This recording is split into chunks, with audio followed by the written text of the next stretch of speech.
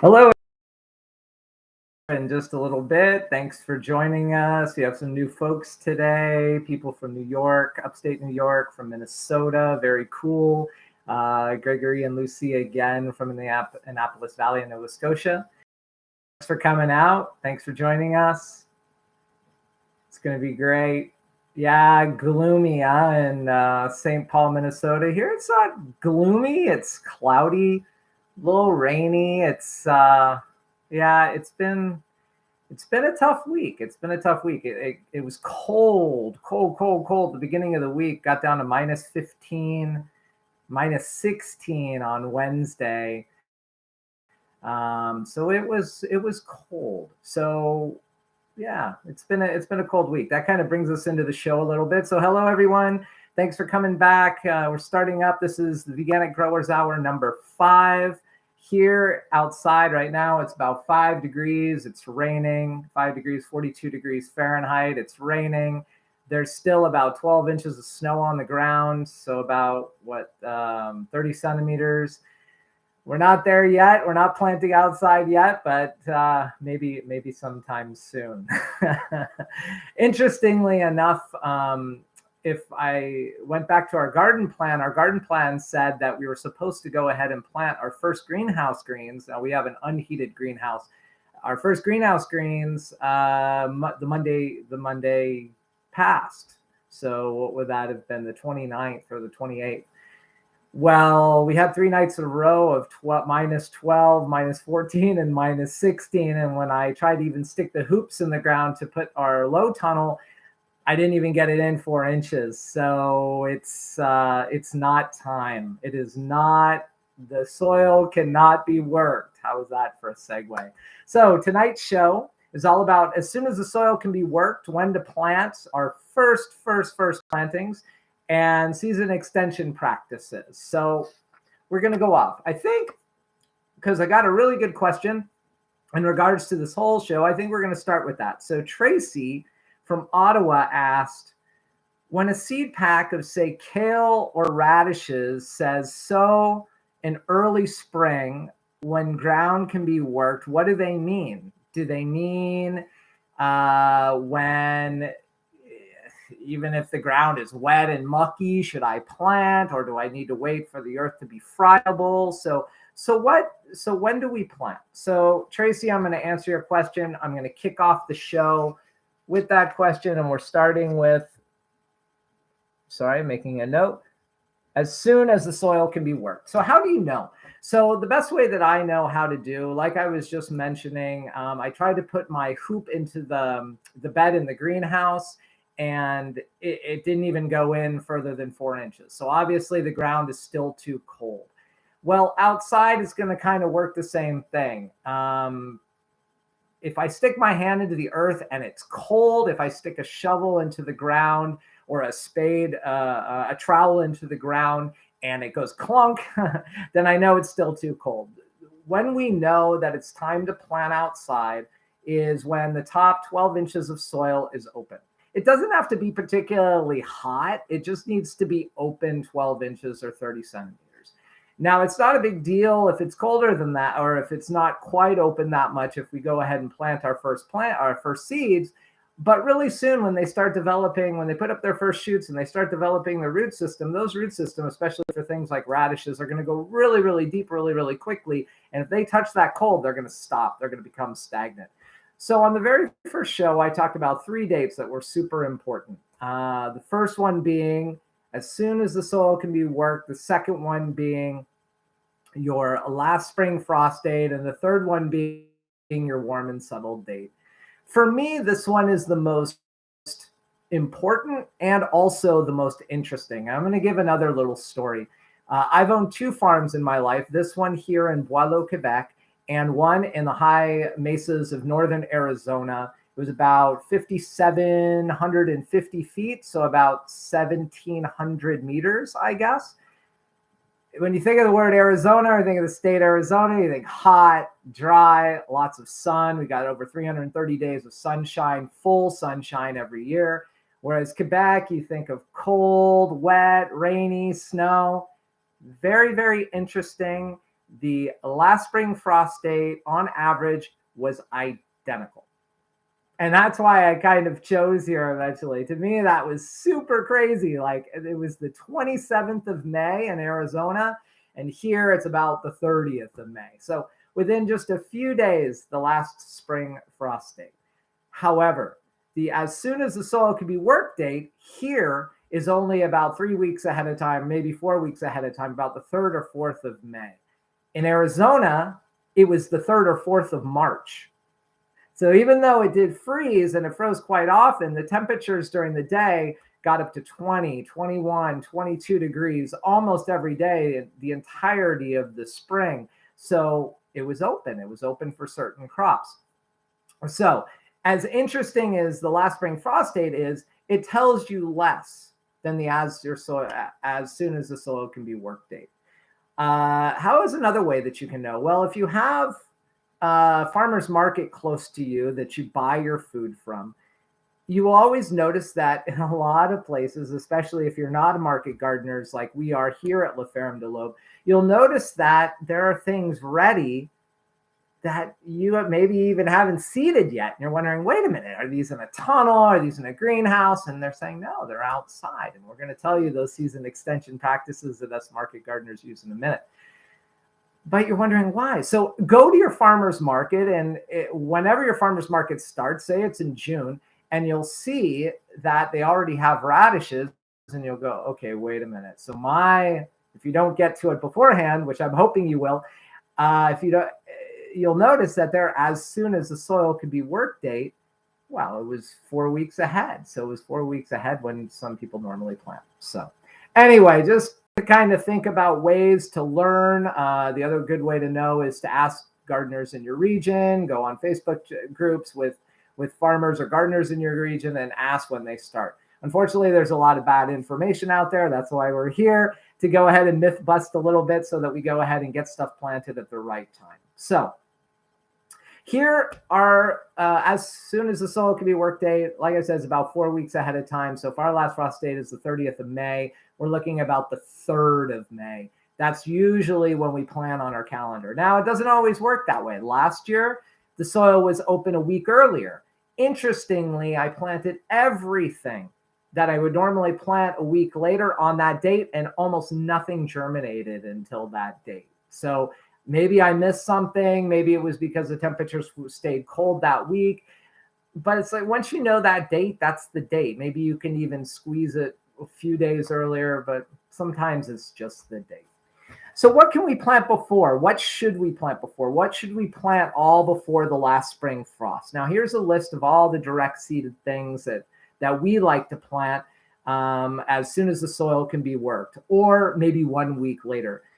So beets, carrots, coriander, all of our greens, so Asian greens, mustard greens, baby kales, peas, all of them. So snap peas, snow peas, and English shelling peas, radishes, rapini, turnips, and potatoes. Potatoes I usually plant a week later. We plant our potatoes very, very early here. I guess we don't really have to, but I just got into the habit because we get so busy later. I like to get my potatoes in, and it's really fun to see those potatoes growing when other stuff is just being put into the ground. There are certain things that really need to be planted that early. So if you've planted, like, sometimes you'll hear information that says, oh, I plant everything on Memorial Day weekend, or the Fête de Travail, or the long weekend in May. Or some people will say, I never plant anything until June, nothing. Well, some stuff just won't work if all of a sudden your temperatures turn really, really warm. And I think of coriander or cilantro. This is a really great example because it really, really, really doesn't like to grow when it's super hot. So the best way to grow cilantro is to grow it as soon as the soil can be worked. And then if you want more cilantro, you plant it a couple weeks later, which is called succession planting.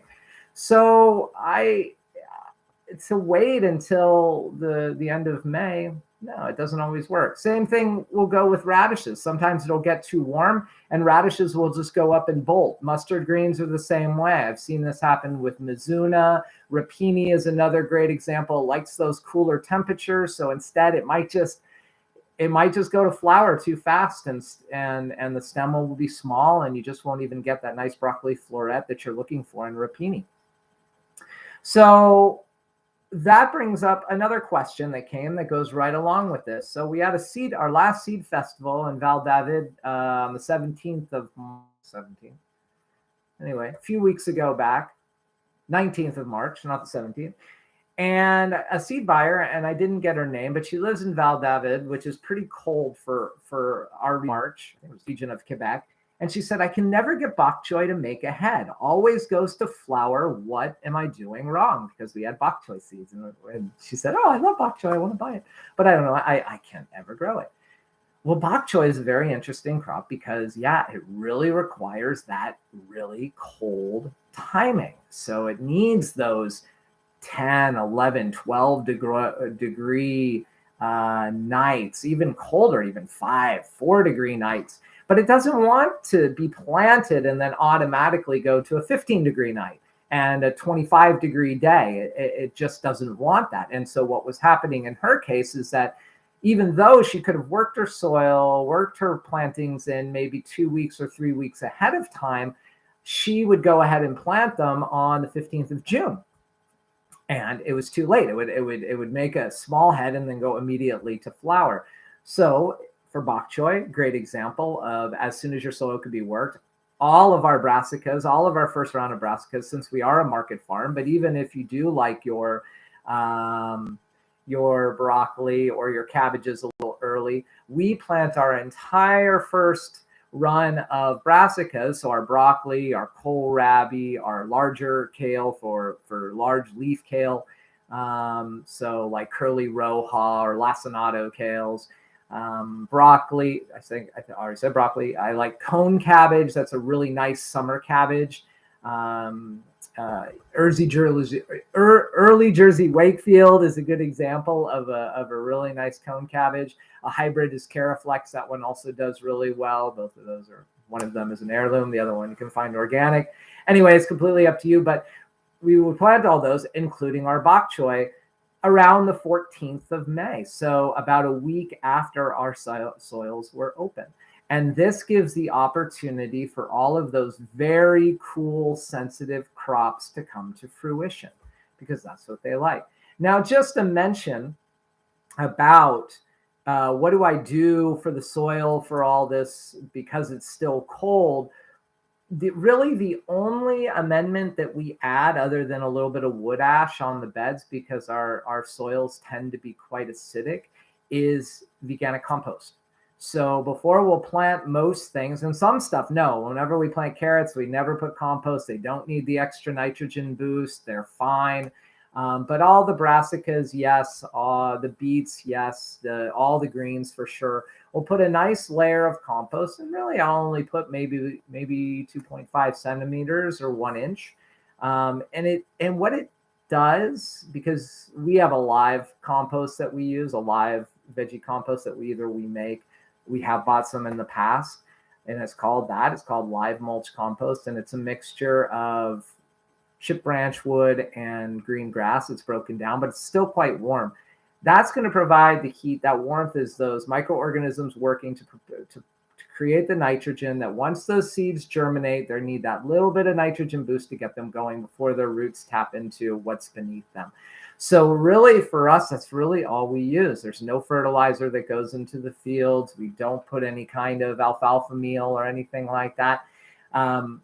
It really is the veganic compost, and we've had really, really awesome results. So if you don't have veganic compost, try to locate it, try to make it. I've talked about this on another show. I think it was number 3 on veganic composting. Go ahead and see if you can find that, but really that's the only thing we use. One other caveat to that, in the brassicas, even though we give wood ash, and wood ash does provide calcium and potassium and magnesium and manganese and boron, some major and minor elements for the plants, we've noticed a grand difference if we put boron, a little bit of, and we just use borax that we buy from the grocery store. I think it's called 40 mule team borax. You find it in the laundry detergent section. It's just pure boron or pure borax, but it's not as strong as agricultural boron. And we sprinkle that very, very small amount, pretty much about a tablespoon for a 50-foot row. So you can imagine, so each plant is getting, I don't even know how much, the tiniest stuff.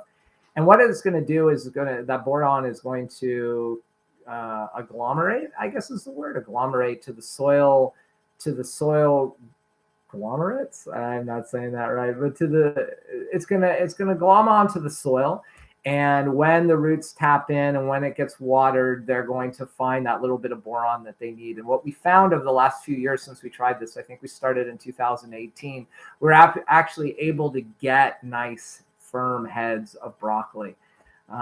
We were able to get nicer bulbs of cabbage from that boron addition. So anyway, something to think about. Other than that, really, it's just veganic compost. That's all we use. And all the leftover material that's on the beds from the previous year. So if there was straw, if there was plant detritus, if there was chip branch wood that was put onto the beds, that's all going to be in there from the year before. And after the snows have melted and the microorganisms start working in the spring before we even see the soil working, then you're going to have that extra boost that the plants need in addition to the plant-based compost. So and also in addition to that, also we plant our onions, obviously a week after as soon as the soil can be worked. So about the 15th of May. And the thing is and we plant our green onions, our leeks, and our bulbing onions. Now leeks are really, really long. They can be 100 days from transplant. And bulbing onions are pretty much the same. The earliest what we have is one called New York Early, which if you can get it, it is awesome, especially if you live in Quebec, and it looks like we have people in New York. Indiana, I'm not so sure, but maybe it might work. Nova Scotia for sure. And the gang from Minnesota as well, if I didn't already say that, if you can find that onion, it's a really, really good onion. Again, it's called New York Early. It's an heirloom. You can pretty much find it most places. You can even find it at some small artisanal seed companies. Even this year, we're growing it for seed to be able to sell next year because it's such an awesome onion. Anyway, so you plant those into the ground. We go ahead and transplant those in a week after, as soon as the soil can be worked as well. And the reason for that is that onions are really light determinant. So wherever you live, there's a certain day length that you're going to want from your onions. It's either going to be long day or intermediate day or short day. And short day is going to be somewhere around the tropics. So a place like Hawaii, you would want to grow like a yellow Granax, which is what do they call it over there? A Maui onion or a Maui sweet. That's because that's a short day variety that will only need that 8 or 9 or 10 hours of light during the day to be able to form a bulb. Whereas the intermediate day, you're looking at more like 10 to 12 hours. And then up here, long day, because we get those 14 or 15-hour days when the summer solstice comes in. That's the type of onion we're looking for. Some other seed companies, I think Johnny's does this, which I find really cool. They actually sell the onion seeds by latitude. So if you're between 45 and 60 degrees latitude, this is the onion that would be good for you. William Dam out of Canada might do it also. But anyway, Johnny's does it, and it's a really, really helpful thing. So all you need to do is know your latitude, and you can get the right onion. And we've had no problem. So if we've had to find a red onion to go with our yellow onion or a white onion, then we'll look at that latitude range, and we'll go ahead and plant or seed accordingly.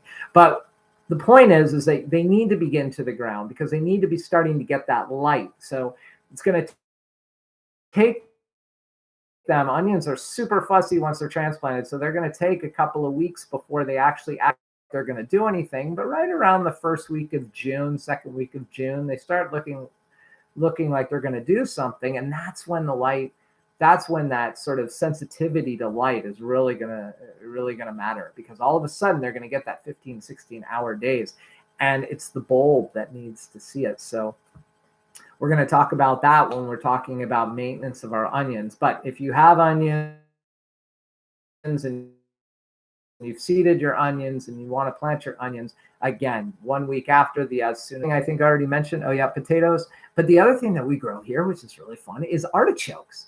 Now, artichokes are a temperate climate. They can freeze, but they prefer to have a climate that isn't freezing or doesn't freeze all that hard.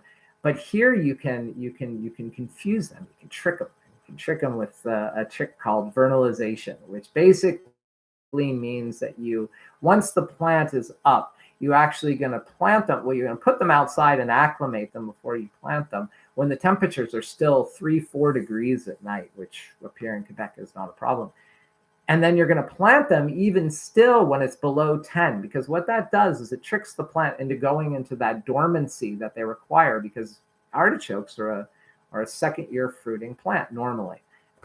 So if you were to plant an artichoke, say in California in the second year, you would get the bulb and then it would go to flower, and there you go. Then you get your seeds. But here we don't have that opportunity. Sometimes you can mulch them. It's never really worked for me where it's cold. To try to protect them, I guess you might have to put a lot of mulch to do that. But here you can just trick them with the vernalization, and that'll get them to produce the bud that we then eat. So anyway, we've had a lot of success. We don't sell our artichokes. They never get really big. Maybe, the biggest one is as big as a baseball or tennis ball maximum. That would be our biggest. Usually they're about as big as a golf ball, but you put 4 or 5 of those in a pot and you got yourself a good entree before your main meal. So we have a lot of fun eating those artichokes. Plus, it's one of those things where if anybody asks, so you grow anything interesting? It's like, yeah, we grow artichokes. There you go. So if you want to confuse your neighbors, tell them you grow artichokes. But there's something even more interesting, I find, than seeding as soon as the soil can be work date, and that is the installation of perennial crops. So now, as I'm saying this, it would be for the following year after you planted them. I usually don't plant any perennials that we've seeded and started and put in until after the last frost date, because even though they're cold tolerant, everything struggles when it freezes hard. So I like to put the perennials that I'm trying to establish after the last frost date. But to come back to it, so say they have those perennials installed, and then the next year coming up, those are going to be the first things that you're going to eat. So as soon as the soil can be worked rate, the fastest thing that we can start eating from seed is going to be maybe coriander or radishes, which is about 24, 25 days. So even if we plant, say, the beginning of May, it's still going to be almost the end of May before we're eating. However, if you have chives, if you have garlic chives, if you have Egyptian walking onions, if you have Japanese onions, which divide from the bulb or from the root system and create more green onions, or things like garden sorrel, or my favorite of them all is asparagus. All of these perennials are going to start coming in about the 14th, 13th, 14th, 15th of May. So as soon as the soil can be work date, and you're going to also know if the soil is ready, because it's not just your perennials that you planted that are going to start growing. It's going to be all of the perennials that live where you live that are going to start growing, right? So your yarrow, your clover, your dandelions. The dandelions are the best. They're absolutely the best. Not only are they good to eat, you go ahead and make a beverage out of the roots. You can let them go to flower, which is really the best idea, because they're some of the first flowers for all the native bees and bumblebees and hoverflies and wasps. So this is another way that you can know. So if you stick your hand into the soil and you realize that it's warm 12 inches down, and then you see, say, a wild strawberry or a dandelion right next door, well, there you go. It's time. The nature is telling you it's time that you can plant. So there you go. So to have those native strips of wild wild plants within your as much as possible. I mean, you really should only be working the places that you might need to walk and you might need to plant. And other than that, and even walking, you could probably leave the clover, you can leave things. I don't usually leave the plants that are going to go to flower right where I'm walking, because then I tend to end up walking on a wasp nest, or in the beds is better.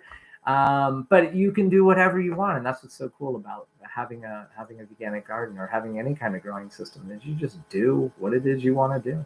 But keep those wild plants there, and you'll know also when you're as soon as soil can be work date. So the power of those perennials, yeah. So I mentioned those. Also things like mint and lemon balm and lovage. Lovage is a really fantastic crop. Look that one up if you don't know.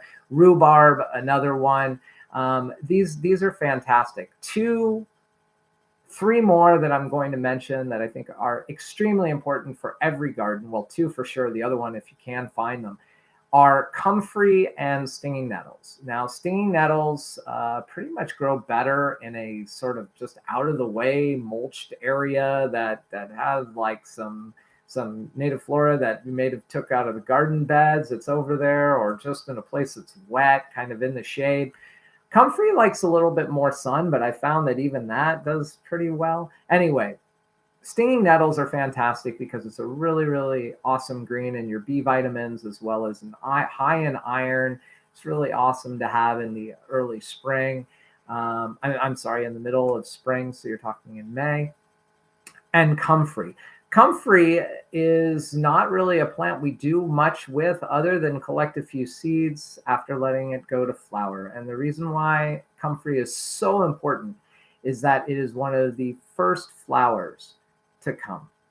So when there are really few flowers out there, except for maybe some dandelions, here come the comfreys, the comfrey flowers. And they're right in line with another of my favorite, and that's what's called haskap. And haskap is a berry bush that they say it tastes like blueberries. I don't think it tastes like blueberries. It's kind of elongated. You can look it up. It's called haskap. In French, it's called Camerizier. And it's got the same coloration, kind of a frosty blue. And oh, what a wonderful fruit this is. It comes in really early. I've had harvests as early as the 15th, 20th of May. So now you're talking flowers even earlier than that. You're talking flowers like the 10th, the 5th of May. And the bumblebees are all over it, just like they are the comfrey. So if you can find that, or if you know haskap and find haskap, that's a really good one to look for. Maybe in Minnesota, definitely in Nova Scotia, and maybe even in Upper New York State if you find a good nursery. So this would be really good. So yeah, so I'm going to talk about a few more things. I'm going to give a shout out. I'm giving a shout out to my friend Megan in Quebec. Welcome again, friend Brian from Woodstock, New York. Welcome, Brian. Jennifer, thank you for coming around again in Indiana. And old friend Ann, I like the t-shirt. Yeah, I got my vegan t-shirt from my friend Stefan. So go vegan. I think everybody probably is. Okay, so the earliest cultivated flowers, the earliest native flowers. The thing is about veganic growing is that really a philosophy is not that it's just about food for us. It is about creating food systems that also are there for all beings that we inhabit this beautiful collective earth with. So we know, if we read enough back, there's been problems with extinction of birds, extinctions of bees, that there's such a decline in the bee populations.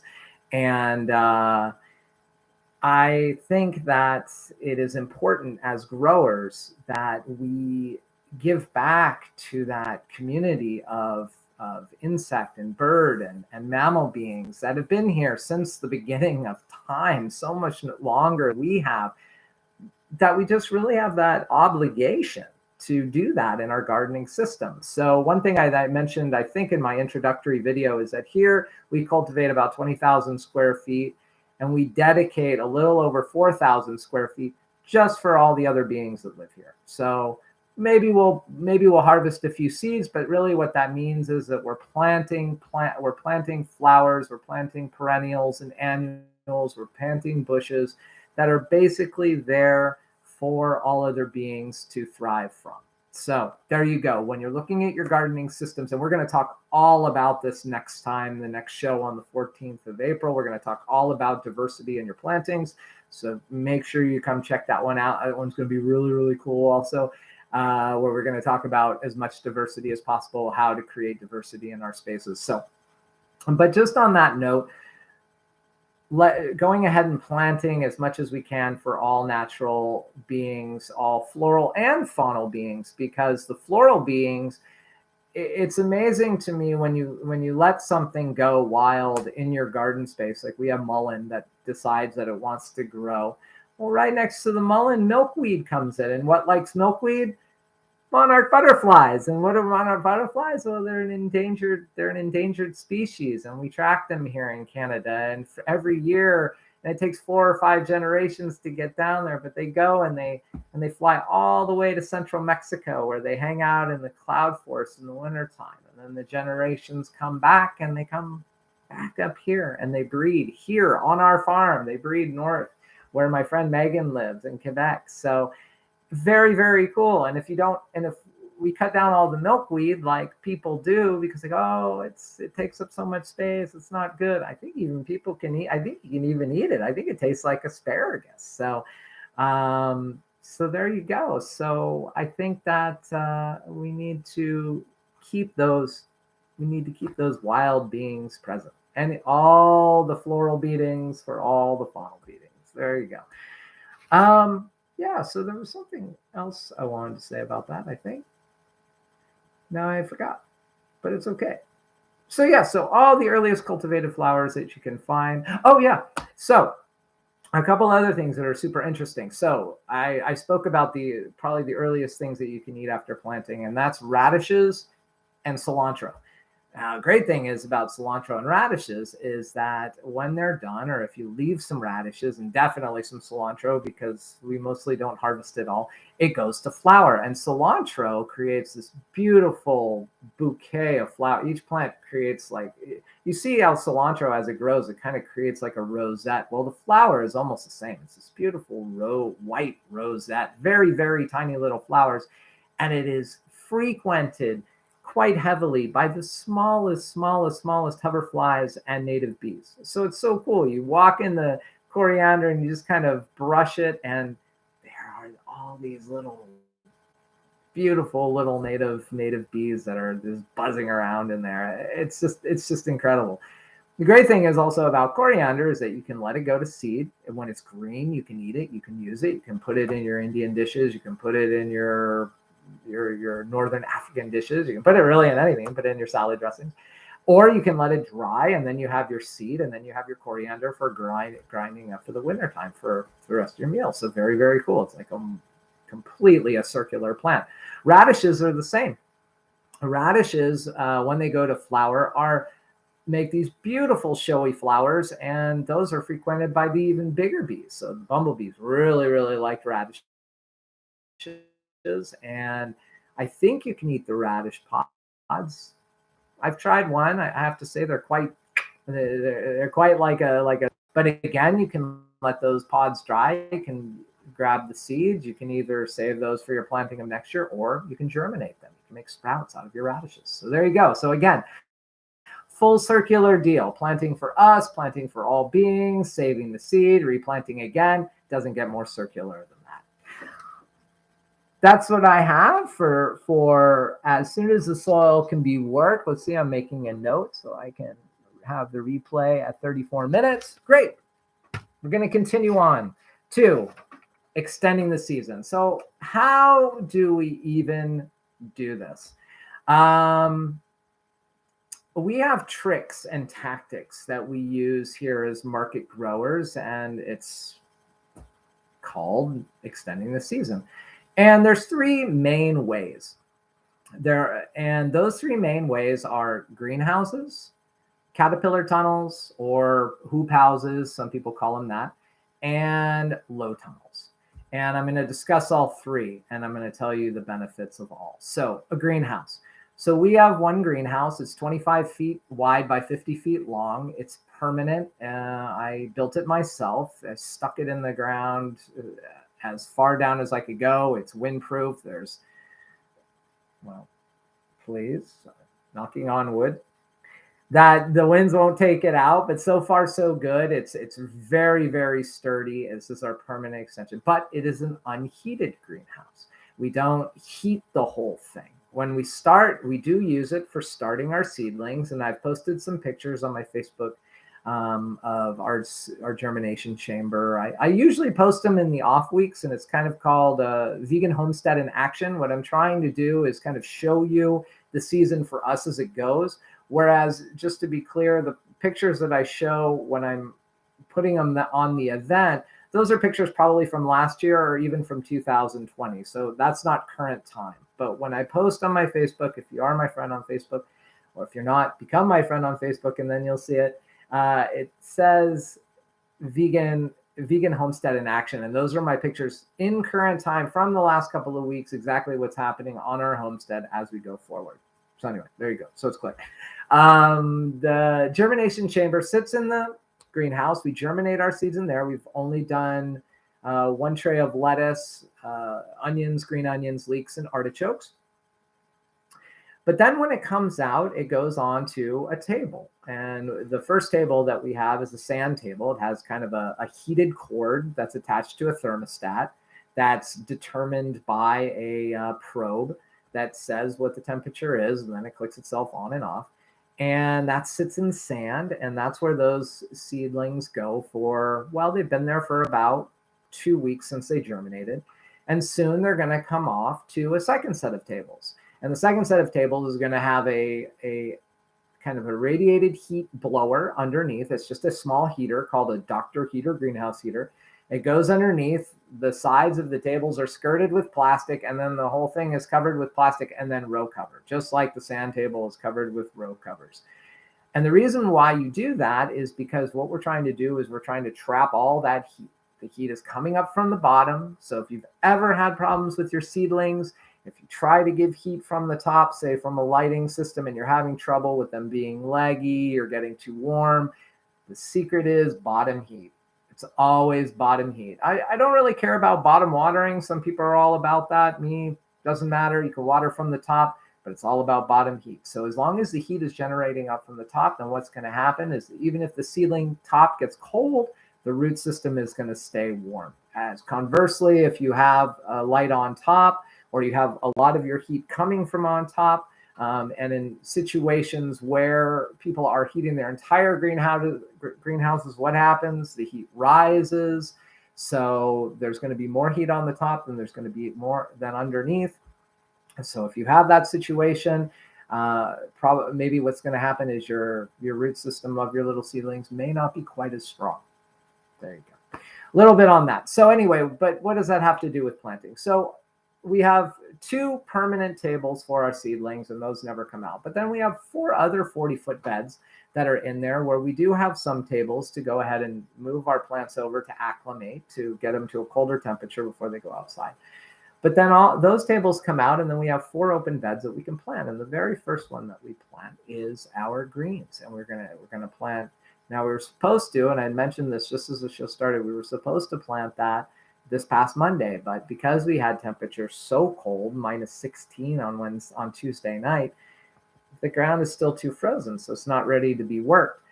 But as soon as it is, and we're going to go ahead and plant our first radishes, and we're going to plant our first lettuces and our lettuce mix, and we're going to plant rapini and arugula, and a lot of that we're also going to let go to seed because we are a seed company. We collect our seed from there. It's just a way to mitigate environmental factors. And this is the reason why we do all of these systems, because yes, we want to have natural rain. Yes, we want to have natural sunlight. We want to have a little bit of wind, but we don't want to have torrential winds, and we don't want to have torrential rains, and we don't want to have, we do want to have as much sunlight. So that's no problem. So it's really about the rain and the wind, but it's also about the cold. And so if you think back to what I said, that here our first as soon as the soil can be worked date outside is about the 3rd or 4th of May. In the greenhouse, it's the 28th of March. Well, this year it's going to be the 4th of April. So what's that? A month earlier. And that greenhouse is not heated at all. It's just passive solar heat. So it's just the sun accumulating, warming the soil. When the soil is ready, the native plants pop up around the greenhouse. I took a picture 2 weeks ago of a wild strawberry that was growing around our greenhouse, and inside the greenhouse, I'm starting to see little lettuces sprout and little arugula seed sprout. So I know it's time. Either tomorrow or Saturday, it's time to plant. So there you go, extending the season 5 weeks early. Now we're gonna talk about this later too, but I'm gonna go ahead and mention it now. We're gonna start eating our spinach that wintered over again in a completely unheated greenhouse Monday. It's ready. I took a picture of that a few weeks ago too. It was coming out. It was looking good, but that -16, I do cover it with a row cover, but it just got too cold and it just stalled. But there it is. It's time. So we're going to be eating even a month earlier. And on the other end of things, we're eating that spinach this year. We ate it all the way until the 31st of December. So there you go. So in reality, we're only not eating our fresh greens anywhere from our entire farm 3 months out of the year with no heat at all. Pretty cool. You can put even a little heat. I've seen these market growers do this. If they're figuring out ways to grow greens in the winter, especially here, by just putting their beds at 0 or 32 degrees Fahrenheit. That is really cool too, because you can go ahead and basically be eating year round with very, very minimal heat. So if you have any space at all, a greenhouse, it doesn't have to be obviously 25 feet by 50 feet like ours, but even a 6 foot long by 6 foot wide greenhouse, they are key. They are key to eating early. They are key to growing seedlings well. Anyway, I think I'm done. I think I've talked enough about greenhouses. Moving on, caterpillar tunnels. This is something that I learned. I worked on a farm in Ripon, Quebec, which is a little bit south of here, in 2012. And I had the opportunity to visit a very cool farm that's over on the west, off the west side of Montreal, called La Ferme de Tournesol. And they're not a veganic farm, but they do a really, really good job. And it was the first time that I saw a caterpillar tunnel. A caterpillar tunnel looks like a caterpillar because the cords are holding the plastic down that's covering the caterpillar, and it kind of looks segmented like a caterpillar. Very, very neat. Their particular caterpillar tunnels were quite small. I think they were only 6 feet tall, so it was a little bit difficult to get in and out. The farmer that we were working for, he didn't like them at all because he liked to drive his tractor on his organic farm, and he liked to drive them through his hoop houses, and he didn't think that was good at all. But me, right away, things started clicking like they do. Sometimes it takes me a little while, but things started clicking, and I was like, yeah, that is a really, really, really amazing idea for things like tomatoes, sweet peppers, ground cherries. 3 crops that I will never again grow outside if I have the opportunity to grow them and have that little caterpillar tunnel. Now, our caterpillar tunnel is 8 foot tall. It's 50 foot long, and it covers 4 beds. So it's about 16 feet wide. And inside that, in the 2 middle, which is obviously the tallest because it is a dome shape. So the 2 tallest, that's where all of our tomatoes go. So we have 2 of them. And in the middle is our heirloom tomatoes, and in the other one is a row of cherry tomatoes and a row of Italian tomatoes.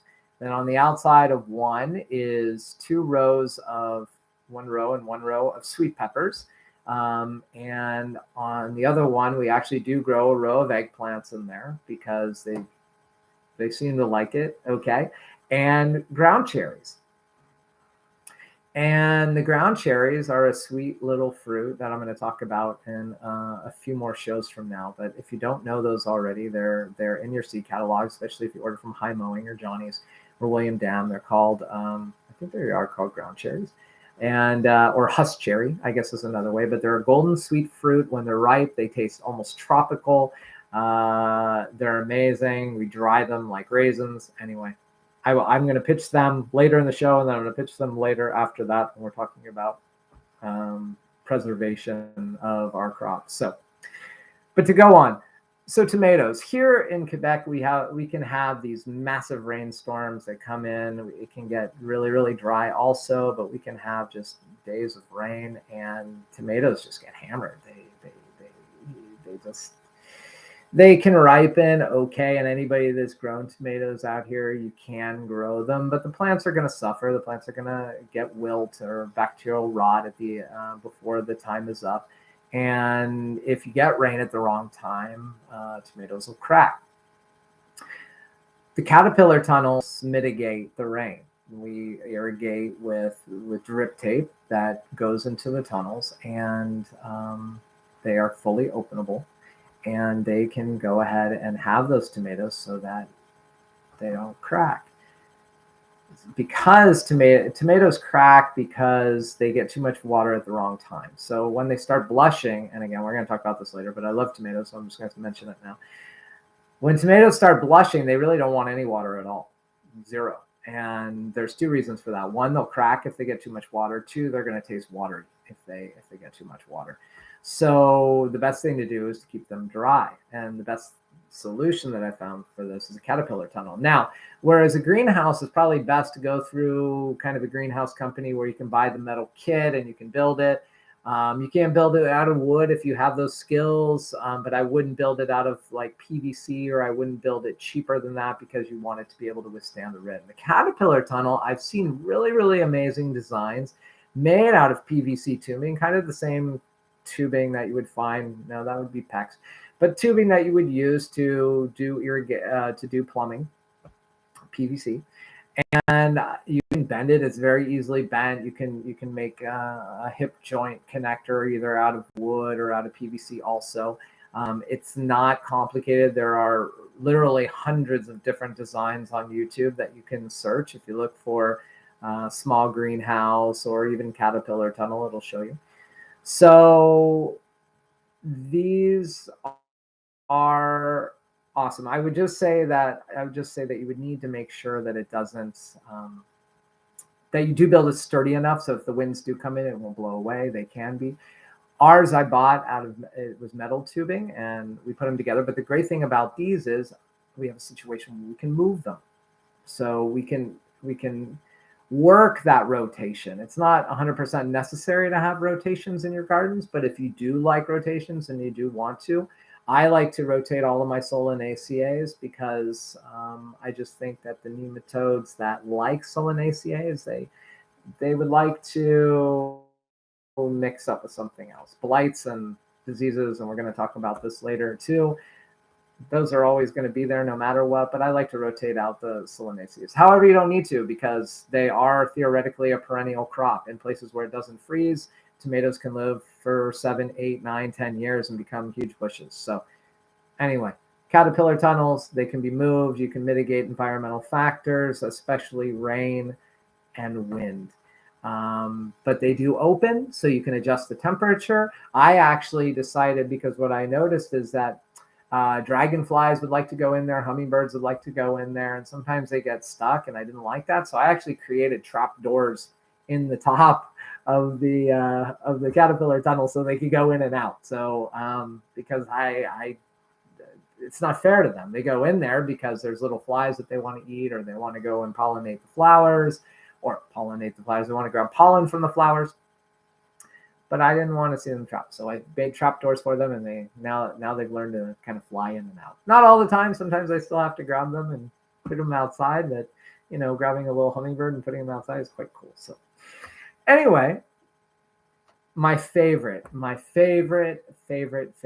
of all market gardening tricks, techniques is the low tunnel. And this should be incorporated by every gardener, whether or not you have a greenhouse, whether or not that you have caterpillar tunnels or a small tunnel like that or a hoop house. See if you can find the materials to make these low tunnels. And a low tunnel is basically what we use is a 60-inch or a 5-foot metal rod that sticks in one side of the bed, goes onto the other side of the bed. And then we put those every 5 or 6 feet, whatever the distance is. And then over it, we put either one of two things, either an insect screen or it's called an Agribon 19 row cover.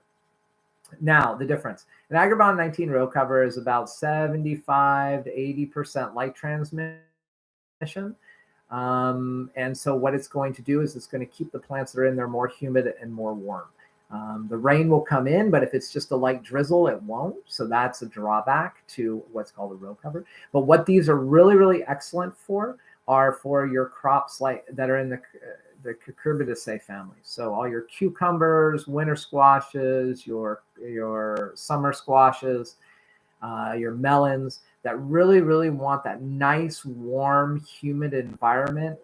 If you've been to an organic farm, you'll see that they use those, but they also plant them on top of like a plastic. And I've used it. I'm a organic farmer, so I could use it as part of the regulations. I used it 1 year and never again. It's awful, awful stuff. I would never put that into my soil. It's terrible.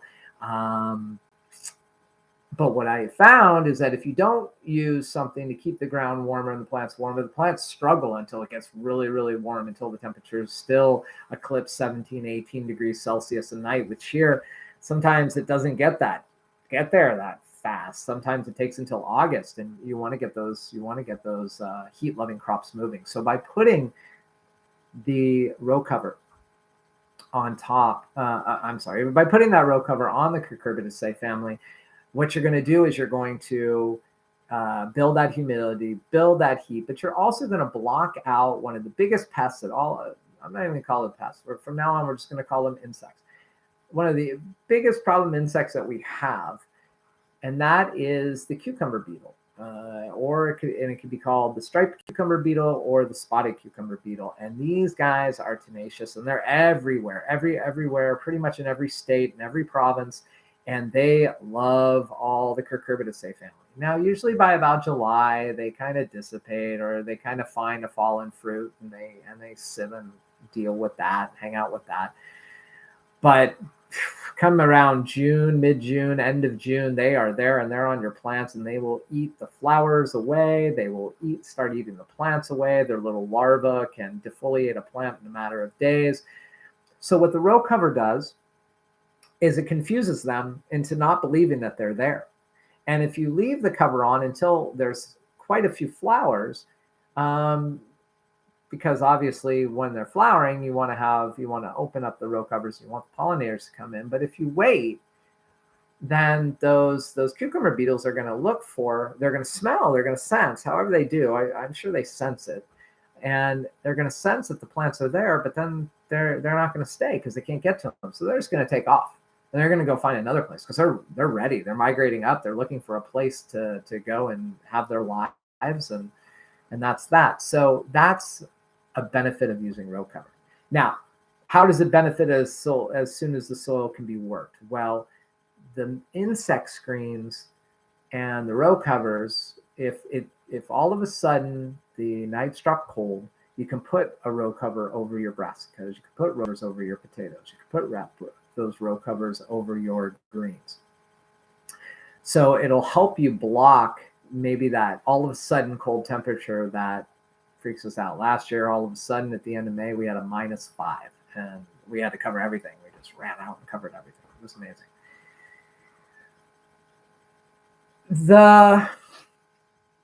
I just got a message. Has anyone else lost sound? Can you still hear me? Anyway, I'm going to assume you can, and I'm just going to continue. Insect screens are exactly that. They are like an insect screen that you would have on your screen door, but it's a lot for, okay, great. Meg can hear everybody else. Margaret, I guess it's you. So I'm sorry. You can catch me on the replay in the last 6 minutes. So the insect screen will allow the rain to come in. It'll allow some of the wind to come in, but not all.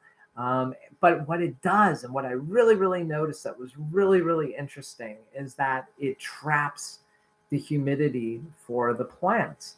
Whereas if things are planted outside and they don't have, say, this insect screen, and you say you planted a row of greens and it's the second week of May, first week of May, second week of May, third week of May, and I'm just using this because this is our deal, but it could be the first week of April, second week of April, and it starts to dry out, well, then you're just going to have to water, and you're going to have issues with germination. You're just going to have to keep watering and watering and watering until you germinate. You do need to water with the insect screens too. But what I noticed is when I did a side by side comparison, I did one, a row of mustard greens, or a row of mesclun, which was lettuces and mustard greens with a row of mesclun. One side was covered and one side was not. And what I noticed is I had almost 100% germination in the one that was covered with the insect screen. On the other one, it was spotty. And some of it was late. And when it did come, it kind of flopped over and died, maybe from damping off. But the other one was almost 100%. I was convinced right away that this was amazing for that. And it does. It traps the humidity. It is absolutely unbelievable. The other thing that it works for is for another insect buddy that we have. He's an arthropod, and his name is a flea beetle.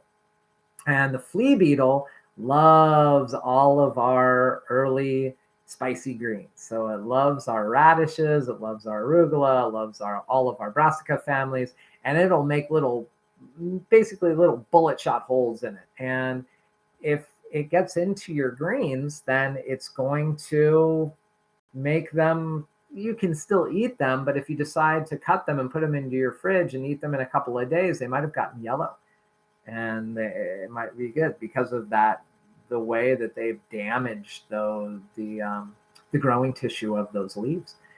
But what I noticed with the insect screen is, like, I don't think because they like to bounce, they like to jump.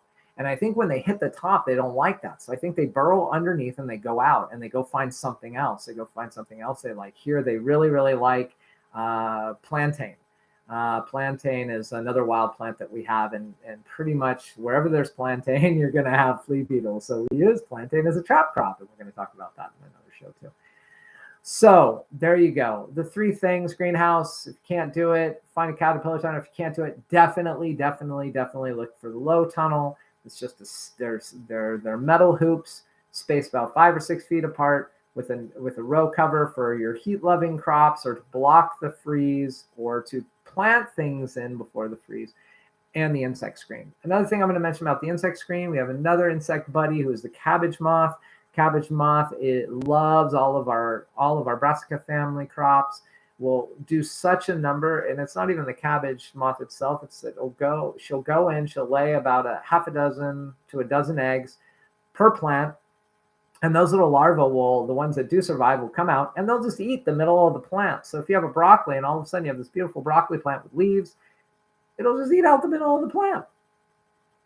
There you go. So we leave the insect screen on our broccolis until they've headed, and we leave them on the kales until we start harvesting, and then we take it off. And same with our bok choy and our kohlrabi, because it just gives us the opportunity to bring these crops in. This is just another little trick.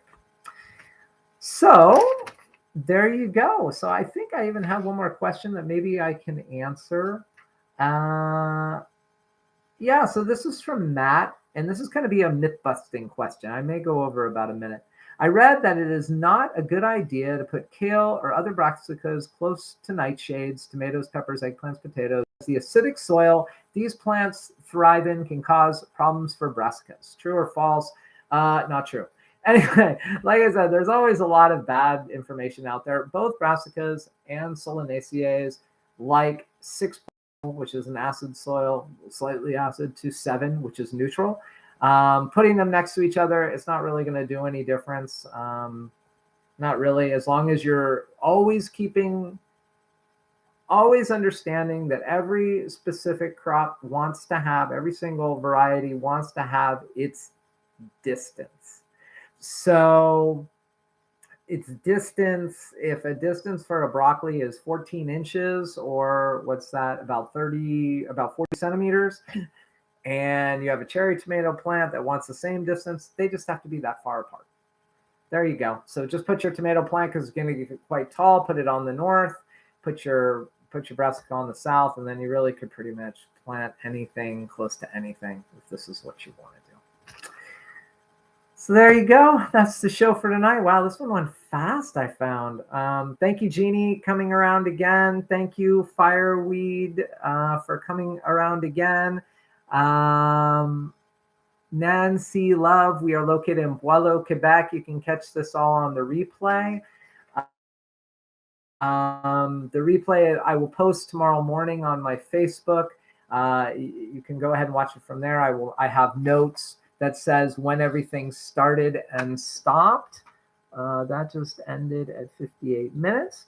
And I have a couple of last announcements. So I just want to say that if you're still looking for seeds, our small seed company, La Ferme de l'Aube, has one final day of free delivery today. So if you order today, we'll give it to you until tomorrow. Or if you order tomorrow, we get free delivery all throughout Canada. Sorry, folks from Minnesota and New York. I wish I could get it to you. So if you need more seeds, take a look at it. Last day of free delivery is today, tomorrow morning, before my wife Melanie wakes up and changes it. Next show, April 14th, already mentioned, is going to be about working perennials and your diversity of plantings, how to have things flowering early and late in the season, and how to eat foods all throughout the season, because this is what we're really trying to accomplish. Food for us, food for all beings. And if you're new to all of this, my lovely friends, Megan and Stefan, are doing a second round of their Learn Veganic course starting April 20th. Right now, they have an early bird special until I don't know when, but it's an early bird special. So be an early bird and check them out. So if you're new to all this and you want to learn, it's a fantastic course. I just took the last one that they just did, and it was awesome. The information is incredible. So there you go. Those are my 3 news. Thank you. Peace. And have a good couple of weeks till next time.